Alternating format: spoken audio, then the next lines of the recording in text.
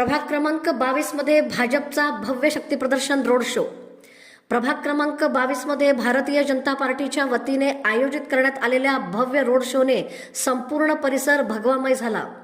पालकमंत्री जयकुमार गोरे यांच्या प्रमुख उपस्थितीत भाजपचे अधिकृत उमेदवार किसन जाधव, दत्तात्रय नटगिरी, अंबिका नागेश गायकवाड व चैत्राली गायकवाड यांच्या प्रचारार्थ पॅनलच्या प्रचारासाठी ही पदयात्रा काढण्यात आली।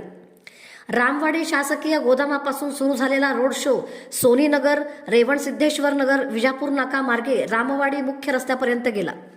हजारो महिलांनी हातात भाजपचे झेंडे घेऊन उत्स्फूर्त सहभाग नोंदवत शक्ती प्रदर्शन केले। यावेळी पालकमंत्री जयकुमार गोरे यांनी प्रभाग क्रमांक 22च्या विकासासाठी निधी कमी पडू देणार नाही अशी ग्वाही दिली। आमदार देवेंद्र दादा कोठे यांनीही किसन जाधव पॅनलला मोठ्या मताधिक्याने विजयी करण्याचे आवाहन केले। या रोड शोला मिळालेल्या अभूतपूर्व प्रतिसादामुळे भाजप उमेदवारांच्या विजयाबाबत राजकीय वर्तुळात चर्चा रंगू लागली आहे।